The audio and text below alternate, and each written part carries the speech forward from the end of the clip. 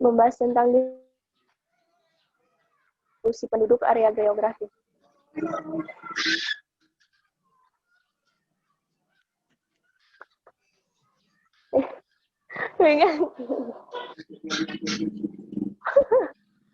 Aduh. Apa? Udah.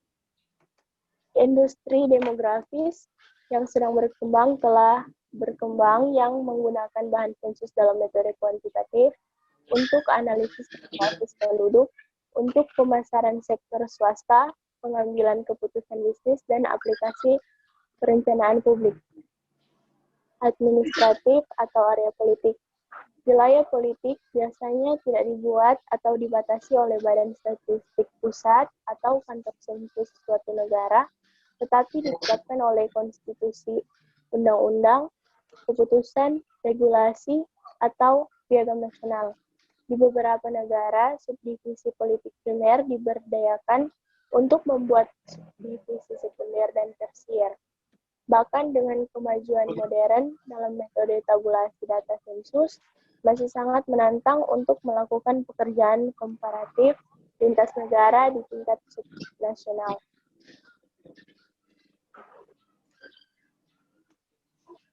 Next.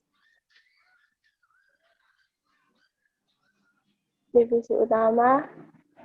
Nama generik muncul dalam bahasa Inggris dan Prancis dan terkadang muncul dalam bahasa nasional. Juga nama yang paling umum dalam bahasa Inggris untuk wilayah utama adalah provinsi, wilayah, distrik, dan negara bagian. Unit khusus, ibu kota cukup umum untuk membentuk divisi utama dalam dirinya sendiri, dan di beberapa negara, beberapa kota besar juga merupakan divisi politik utama. Negara-negara yang relatif baru saja dihuni atau negara-negara yang memiliki wilayah luas dengan tanah yang hampir tidak berpenghuni atau tanah yang sebagian besar dihuni oleh penduduk asli, mungkin memiliki jenis subdivisi primer yang berbeda, yang memiliki nama umum, yang khas, dan karakter politik yang belum sempurna. Divisi sekunder dan tersier. Divisi politik menengah atau menengah juga memiliki nama yang sangat beragam. Ini termasuk kabupaten, distrik, dan komune. Beberapa negara kecil hanya memiliki divisi utama, beberapa negara besar memiliki 3 tingkatan atau lebih. Utamatia. Sulit untuk menemukan istilah yang universal dan tepat untuk jenis wilayah politik yang dibahas dalam subbagian ini. Tipe ideal adalah kota, tetapi jenis utamatia yang lebih kecil seperti kota kecil dan desa juga disertakan.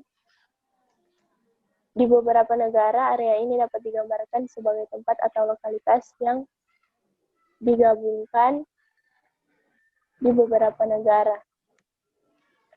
Di bawah nih.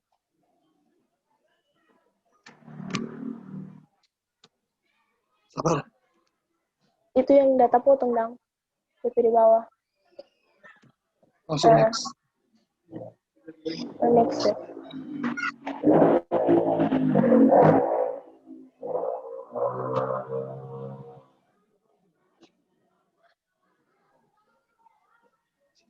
Kabupaten. Divisi utama negara bagian disebut kabupaten di semua kecuali 2 negara bagian, meskipun 4 negara bagian juga berisi 1 atau kota yang lebih mandiri. Divisi sipil kecil. Ini adalah subdivisi tersier di Amerika Serikat.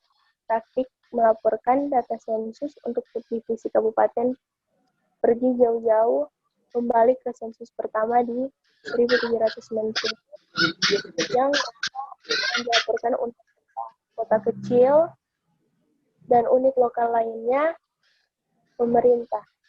Divisi sipil kecil kabupaten memiliki banyak jenis nama. Township adalah yang paling sering. Beberapa divisi tersier tidak memiliki organisasi pemerintah lokal sama sekali dan mungkin tidak dihuni. Selain itu, di banyak negara bagian, beberapa atau semua file kota madya yang tergabung juga merupakan divisi sipil kecil dalam penggunaan Biro Sensus Publikasi.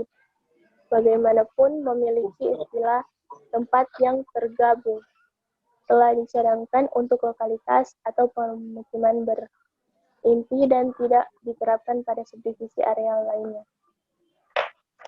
Aneksasi. Mulai tahun 1970, data ditampilkan untuk setiap area di sebuah laporan sensus mengacu pada batas wilayah yang diakui secara hukum berdasarkan dari tahun sensus. Next.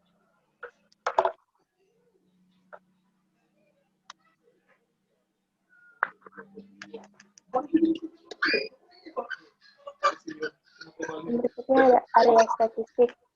Untuk banyak tujuan, data dibutuhkan untuk area selain yang diakui sebagai entitas politik oleh hukum. Area non-politik yang umum digunakan untuk tujuan statistik mencakup kombinasi dan subdivisi digunakan untuk tujuan statistik yang mencakup kombinasi dan subdivisi wilayah politik. Tujuan paling umum dalam menggambarkan wilayah statistik tersebut adalah untuk mencapai homogenitas relatif di dalam statistik tersebut, di dalam wilayah tersebut, dan tergantung pada tujuan tertentu dari penggambaran tersebut. Keseragaman yang dicari mungkin berkenaan dengan karakteristik geografis, demografis, ekonomi, sosial, sejarah atau budaya, juga kelompok daerah yang tidak bersebelahan memenuhi kriteria tertentu seperti semua daerah perkotaan dalam suatu negara bagian sering digunakan dalam presentasi dan analisis data penduduk.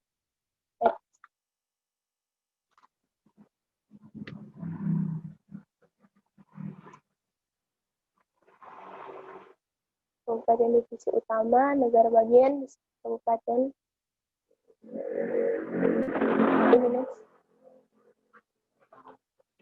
Kawasan atau kawasan ekonomi fungsional. Terminologi untuk wilayah geografis semacam ini tidak distandarisasi dengan baik, tetapi seperti yang digunakan di sini, wilayah berarti wilayah yang luas. Ini biasanya berarti sesuatu yang lebih bagaimanapun, yaitu semacam area ekonomi atau budaya fungsional suatu wilayah dapat mewakili pengelompokan divisi utama suatu negara, misalnya negara bagian atau provinsi, atau pengelompokan divisi sekunder atau tersier yang melintasi batas-batas divisi primer. Ada juga wilayah internasional yang merupakan kombinasi dari seluruh negara atau wilayah yang melintasi batas negara. Di antara faktor-faktor yang menggambarkan wilayah adalah fisiografi, iklim, jenis tanah, jenis pertanian, budaya, dan tingkat ekonomi, dan organisasi. Faktor budaya dan ekonomi termasuk perbedaan etnis atau bahasa, jenis ekonomi, dan standar hidup. Tujuannya mungkin untuk menciptakan wilayah yang seragam atau homogen yang digambarkan sedemikian rupa untuk meminimalkan perbedaan dalam wilayah dan memaksimalkan perbedaan antar wilayah atau wilayah nodal yang menampilkan kota besar atau perkotaan kompleks yang secara fungsional terikat dan dominan secara ekonomi di daerah pedalaman. Next.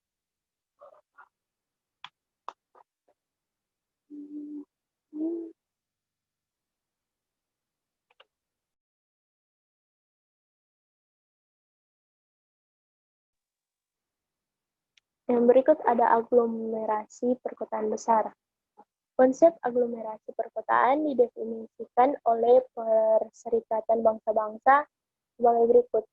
Lokalitas besar suatu negara, yaitu kota atau kota, seringkali merupakan bagian dari aglomerasi perkotaan yang terdiri dari kota atau kota dan juga pinggiran kota.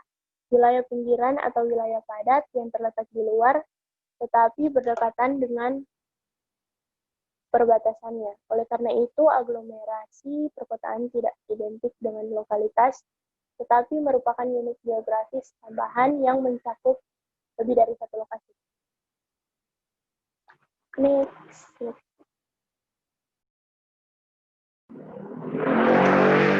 Lokalitas. Sebuah lokalitas adalah kelompok populasi yang berbeda, tempat tinggal, pemukiman, inti populasi, dan lain-lain, yang penduduknya tinggal dalam struktur yang berdekatan. Lokalitas biasanya memiliki nama yang dikenali secara umum, tetapi dapat diberi nama atau digambarkan untuk tujuan sensus. Lokalitas tidak selalu sama dengan divisi sipil terkecil di suatu negara. Lokalitas tempat atau pemukiman dapat digabungkan atau tidak berhubungan. Dengan demikian, hanya yang terakhir atau jumlah dari kedua jenis yang tidak disediakan rasional di bidang politik. Saluran sensus perkotaan. Jalur sensus perkotaan adalah bagian statistik dari kota yang relatif besar, terutama digambarkan untuk tujuan menunjukkan distribusi internal populasi dalam kota dan karakteristik penghuni saluran sebagai dibandingkan dengan traktat lain. Dan selanjutnya akan dibacakan oleh Yohanes.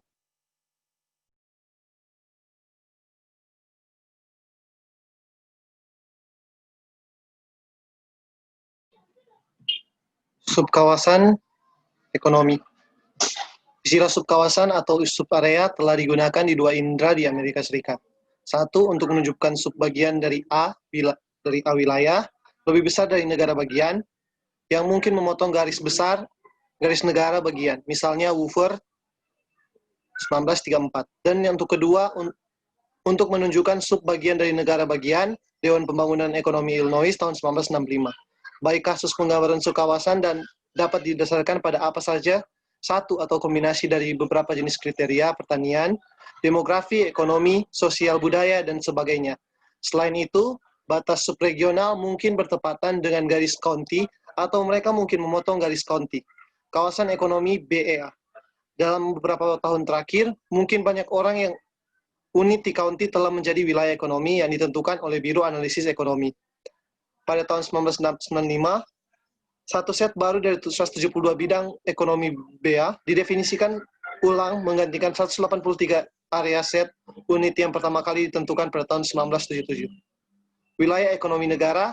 Sebelum definisi wilayah ekonomi BEA, wilayah ekonomi negara bagian adalah unit substrat yang paling banyak digunakan, berbasis ekonomi secara kolektif lengkap, multi wilayah, akan tetapi mereka gagal untuk menikmati sejarah yang sama dengan pengakuan yang berhasil dan penerimaan luas seperti halnya upaya persamaan dalam definisi wilayah metropolitan. Wilayah ekonomi negara bagian adalah subdivisi yang relatif homogen dari negara bagian yang terdiri dari kabupaten atau kelompok tunggal.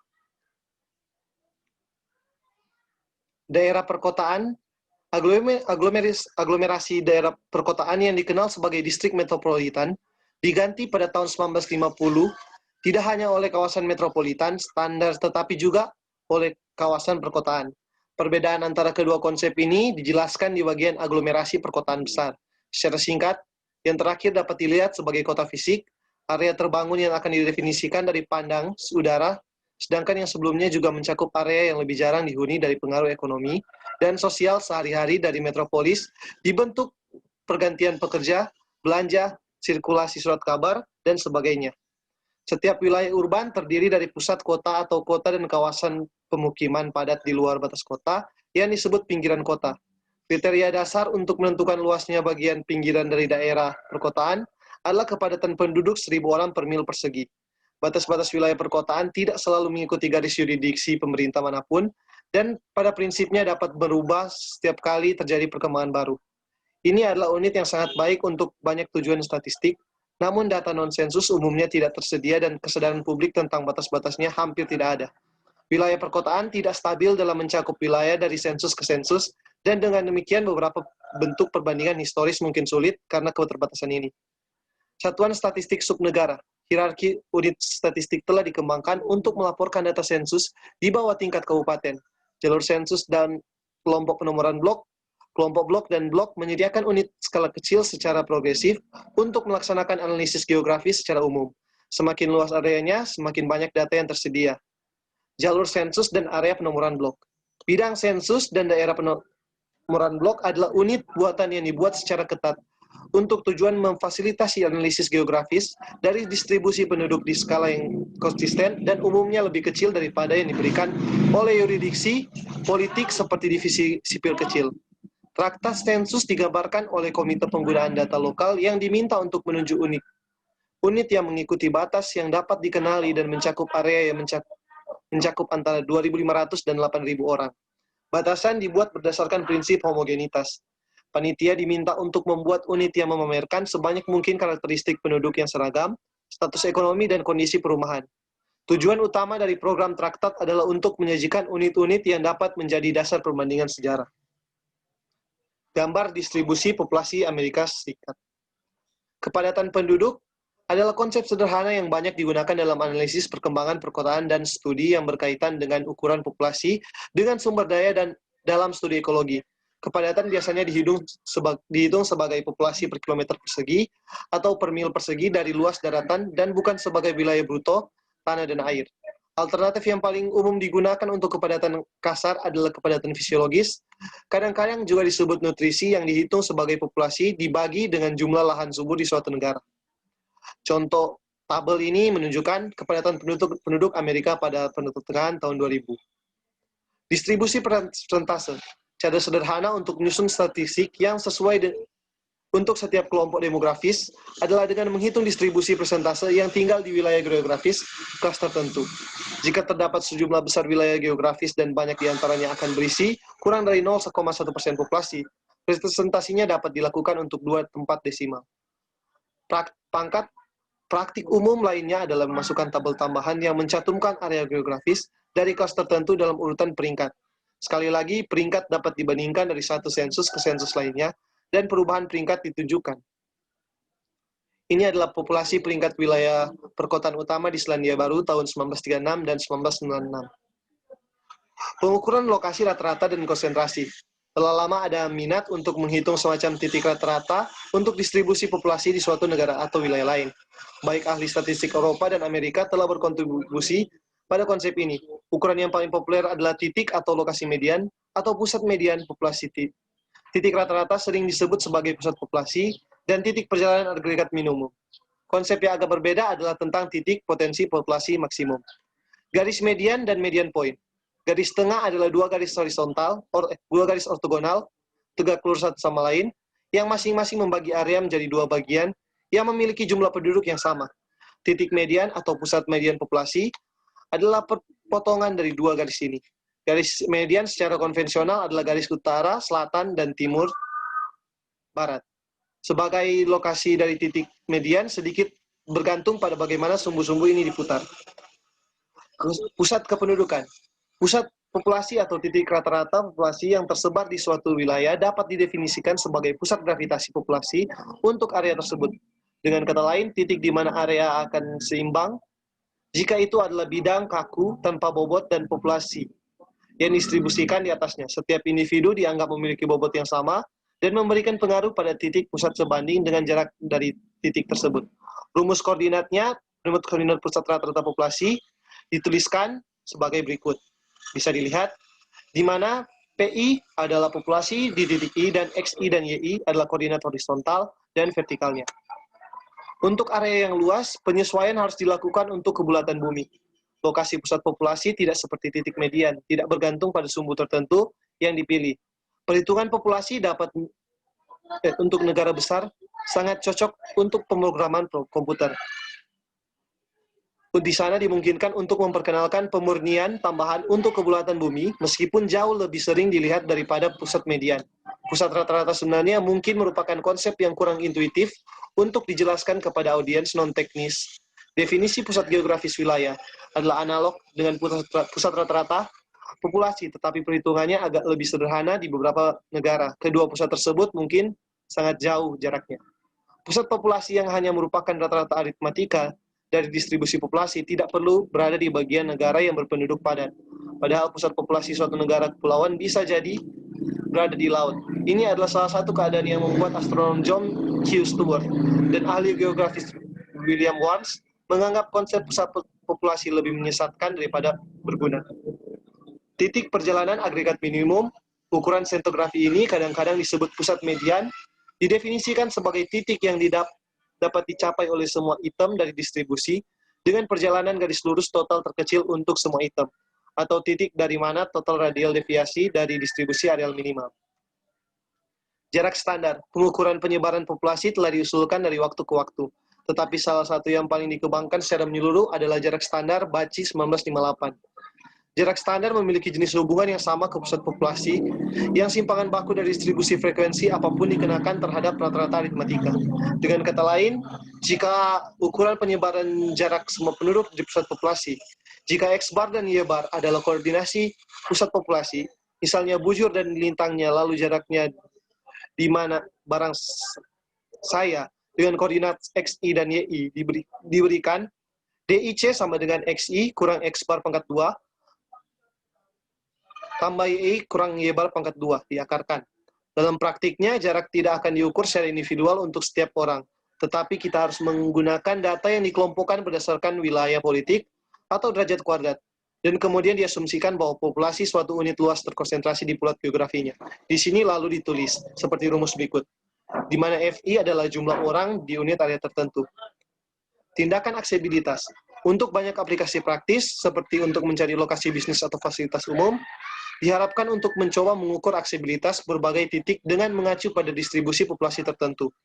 Kata aksesibilitas digunakan dalam berbagai konteks, termasuk terkadang sebagai proksi untuk kemudahan interaksi. Di sini, bagaimanapun kami akan membatasi penggunaan untuk ukuran yang mencoba menggambarkan kedekatan massa orang ke lokasi geografis tertentu. Aksesibilitas ambang, salah satu bentuk aksesibilitas yang paling banyak digunakan adalah dengan menghitung jumlah penduduk yang tinggal dalam radius area melingkar, R. Aksesibilitas ambang batas mungkin sensitif terhadap pilihan radius, R, tetapi terpilih aksesibilitas relatif dari berbagai lokasi dapat berubah tergantung pada seberapa jauh analis memilih untuk memperpanjang ambang batas. Umumnya harus ada beberapa alasan yang dapat disertakan secara logis untuk pemutusan jarak. Aksesibilitas agregat atau alternatif utama untuk aksesibilitas ambang adalah ukuran yang memberikan bobot pada semua penduduk, populasi dalam wilayah studi dengan pemisahan spasial antara setiap orang dan lokasi di mana aksesibilitas diukur. Pengukuran aksesibilitas agregat yang paling umum dikenal sebagai potensi populasi atau terkadang aksesibilitas Hansen setelah penulis makalah klasik Hansen 1999 yang mempopulerkan konsep dalam literatur tata kota. Istilah potensi populasi berasal dari pengertian fisika tentang ukuran lapangan, seperti potensial listrik atau gravitasi, dan tidak boleh diinvestasikan dengan makna demografis literal.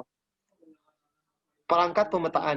Ada banyak literatur tentang perangkat data demografis yang telah disumbangkan oleh para demografi, ahli geografi, dan ahli disiplin ilmu lainnya. Distribusi penduduk, metode yang paling umum untuk mempresentasikan distribusi jumlah absolut penduduk adalah peta titik. Sebuah titik kecil atau titik dengan ukuran konstan mewakili jumlah bulat orang seperti 100 atau 1000. Jika hanya kesan umum yang diinginkan, titik-titik tersebut dapat diplot